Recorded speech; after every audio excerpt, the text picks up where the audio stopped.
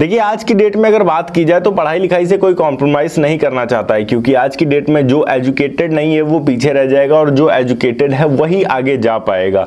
वैसे में आपको पढ़ने के लिए चाहिए होगा एक अच्छा माहौल। अब अच्छा माहौल घर पर रहकर तो आप बना नहीं सकते। घर पर रहेंगे तो कभी सब्जी वाला आ रहा है सब्जी बेचने, तो कभी कबाड़ वाला आ रहा है कबाड़ खरीदने, अक्सर चिल्लाते रहते हैं वो लोग। और मिडिल क्लास फैमिलीज में तो वैसे ही इतनी सारी आवाजें होती हैं, माहौल अच्छा नहीं बन पाता है पढ़ने के लिए।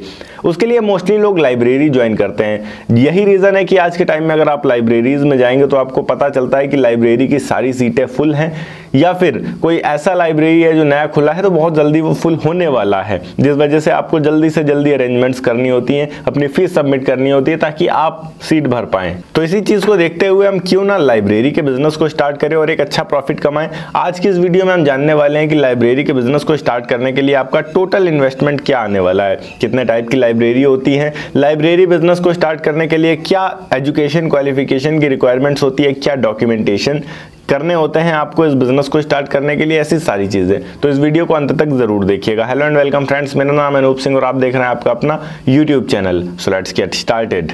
अपनी खुद की लाइब्रेरी स्टार्ट करने के लिए यहाँ पर क्या एजुकेशन क्वालिफिकेशन की रिक्वायरमेंट्स होती है, अगर हम इसकी बात करें तो वैसे तो आमतौर पर कोई भी एजुकेशन क्वालिफिकेशन की रिक्वायरमेंट नहीं होती है अगर आप अपना बिजनेस स्टार्ट कर रहे हैं। बट फिर भी यहाँ पर अगर आप खुद से मैनेज करना चाहते हैं लाइब्रेरी को एज अ लाइब्रेरियन, आप लाइब्रेरियन बनकर खुद से मैनेज करना चाह रहे हैं, तो उसके लिए आपके पास बहुत सारे ऑप्शन आते हैं। लाइक अगर आपने 12th कंप्लीट कर रखा है तो उसके बाद आपके पास ऑप्शन आता है, पहला ऑप्शन होता है आपका बैचलर ऑफ लाइब्रेरी साइंस। अगर आप बैचलर्स डिग्री नहीं करना चाहते हैं तो डिप्लोमा का भी ऑप्शन है आपके पास, डिप्लोमा इन लाइब्रेरी साइंस। हालांकि ये इंडिया के हर कॉलेज में मौजूद नहीं होता है, बहुत रेयरली कॉलेजेस में मौजूद होता है। तो अगर आप इस फील्ड से पढ़ाई करना चाहते हैं तो सबसे पहले ये पता करिए कि कौन सा वो कॉलेज है जो आपको लाइब्रेरी साइंस का कोर्स ऑफर कर रहा है, क्योंकि कुछ गिने चुने ही कॉलेज हैं पूरे इंडिया में जो आपको लाइब्रेरी साइंस ऑफर करते हैं। अब यहाँ पर बात करते हैं लाइब्रेरी स्टार्ट करने के लिए हमें कैसे लोकेशन और कितने स्पेस की जरूरत पड़ेगी। लोकेशन की बात करें तो लोकेशन, अगर आप किसी ऐसे एरिया में रह रहे हैं या फिर ऐसे एरिया में अगर आप लोकेशन का इंतजाम कर सकते हैं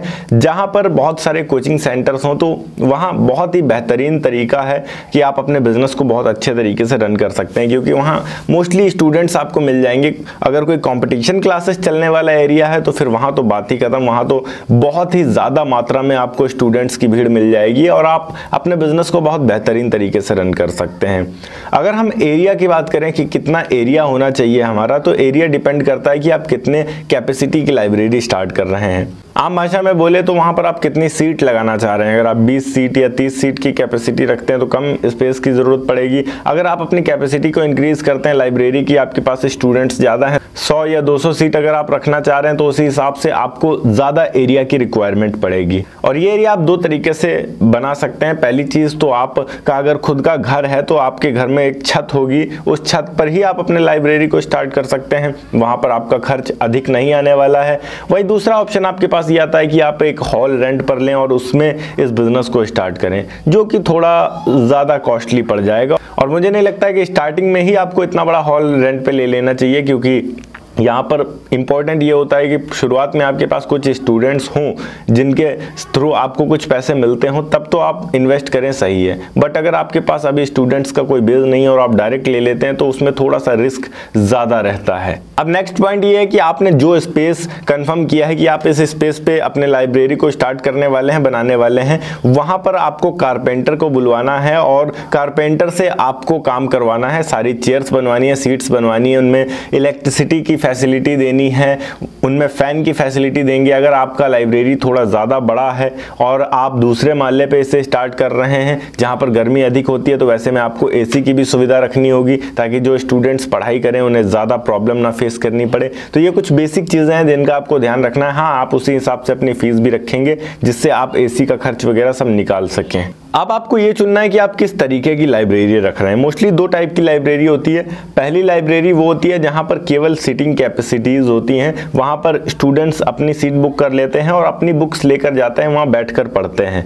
वैसे लाइब्रेरी में आपको बुक्स रखने की जरूरत नहीं पड़ती है और कम खर्चे में आप इस बिजनेस को स्टार्ट कर सकते हैं। वही दूसरा ऑप्शन जो होता है उसमें आपको मल्टीपल बुक्स रखने होते हैं, अलग अलग कॉम्पिटिशन की कई सारी बुक्स रखने होते हैं और जो स्टूडेंट्स आपके पास आते हैं वो आप ही के बुक्स से आप ही के जगह पर बैठकर पढ़ते हैं। और ऐसे लाइब्रेरीज में कई बार ऐसा भी होता है कि कुछ टीचर्स होते हैं जो स्टूडेंट्स फंस रहे हैं थोड़ा बहुत, वो टीचर्स से जाकर पूछ सकते हैं और जो टीचर्स होते हैं वो उनको कॉन्सेप्ट समझा भी देते हैं। तो अगर आपके पास अच्छा पैसा इन्वेस्ट करने के लिए है तो आप बुक्स के साथ में लाइब्रेरी को स्टार्ट कर सकते हैं। आप उसमें फीस थोड़ी ज़्यादा चार्ज कर सकते हैं, बट अगर आपके पास बहुत ज़्यादा पैसा नहीं है तो आप नॉर्मल लाइब्रेरी रख सकते हैं जिसमें आप बुक्स नहीं देंगे, टीचर्स की फैसिलिटी नहीं देंगे, बट आप उनको अच्छे सीटिंग कैपेसिटी देंगे, अच्छा एक माहौल देंगे, शांत माहौल देंगे जहां वो अच्छे तरीके से पढ़ पाएंगे। अब बात करते हैं इस प्रकार के बिजनेस को स्टार्ट करने के लिए क्या डॉक्यूमेंटेशन की ज़रूरत पड़ती है। तो डॉक्यूमेंटेशन के तौर पर आप अपने नगर निगम से बिजनेस रजिस्ट्रेशन करवाएंगे, केवल इतने में आप आसानी से अपने बिजनेस को स्टार्ट कर सकते हैं। अब हम बात करते हैं इस बिजनेस को स्टार्ट करने में हमारा इन्वेस्टमेंट कितना आने वाला है। वो डिपेंड करता है पूरी तरीके से कि आप किस एरिया में, कितने जगह में और कितनी कैपेसिटी वाला लाइब्रेरी स्टार्ट कर रहे हैं। अगर आप किसी ऐसे एरिया में स्टार्ट करते हैं जो बहुत ज़्यादा पॉश है और आपने रेंट पे हॉल लिया है तो वैसे में आपका इन्वेस्टमेंट काफ़ी ज़्यादा चला जाएगा। आमतौर पर बताएं तो यहाँ पर जो सीटिंग कैपेसिटी है उसमें आपका काफ़ी अच्छा खासा खर्च आ जाता है। मतलब अगर आप 20 लोगों की सीटिंग कैपेसिटी वाले लाइब्रेरी को बनाते हैं तो आपका जो ओवरऑल फर्नीचर वगैरह का खर्च होगा वो तकरीबन 2 लाख के अराउंड आ जाएगा। वहीं अगर हम बात करें आप तकरीबन 100 लोगों की सीटिंग कैपेसिटी वाले लाइब्रेरी को बनाते हैं तो आपका ओवरऑल जो कॉस्ट होगा वो तकरीबन 10 लाख का आ जाएगा, जिसमें आपकी सारी सीट्स अवेलेबल होंगी, आपके कारपेंटर का खर्च अवेलेबल होगा, आपके लाइब्रेरी का जो रेंट होगा वो इन्वॉल्व होगा। देन इसी के साथ में आप जो AC लगाएंगे, इलेक्ट्रिसिटी कनेक्शन लेंगे, A to Z आपका 10 लाख के अंदर ही इन्वॉल्व होगा और इतने में आप आसानी से एक लाइब्रेरी शुरू कर सकते हैं। बट ये तब शुरू कर सकते हैं जब आप बुक्स अपने पास नहीं रख रहे हैं। अगर आप बुक्स परचेस करते हैं तो फिर और ज़्यादा महंगा जा सकता है ये माहौल। बात करें हम कितने रुपए कमा सकते हैं इस प्रकार के बिजनेस को स्टार्ट करने के बाद। देखिए, लाइब्रेरी से एक व्यक्ति से मिनिमम 500 रुपीज लिए जाते हैं मिनिमम। किसी नॉर्मल टियर 2 या टियर 3 सिटी में, अगर आप टियर 1 सिटी में है तो 1000 से कम नहीं लिया जाता है। अब अगर आपके पास 100 बंदों की सीटिंग कैपेसिटी वाला लाइब्रेरी है तो वैसे में आपके तकरीबन 1 लाख रुपए मंथली जनरेट होगा 1000 रुपए एक व्यक्ति से अगर हम लेते हैं तब। अब यहाँ पर 1 लाख रुपए महीने में अगर आप ओवरऑल मेंटेनेंस, आप एक व्यक्ति को भी रखेंगे लाइब्रेरी में देखरेख के लिए, बिजली का बिल आपका आएगा, तो ओवरऑल अगर हम 15 से 20 हज़ार भी निकाल दें तो 80,000 रुपए तक का प्रॉफिट आपका आसानी से बच जाएगा लाइब्रेरी बिजनेस से, किसी अच्छे सिटी में, अच्छे एरिया में, अच्छे लोकेशन में अगर आप इसे स्टार्ट करते हैं। उम्मीद है आपको वीडियो अच्छी लगी होगी और समझ में आया होगा कि आप किस प्रकार से लाइब्रेरी के बिजनेस को स्टार्ट कर सकते हैं। अगर वीडियो अच्छी लगी हो तो वीडियो को लाइक करके चैनल को सब्सक्राइब जरूर कर दीजिएगा। मैं मिलता हूं आपको नेक्स्ट वीडियो में एक नए टॉपिक के साथ, तब तक के लिए जय हिंद, वंदे मातरम।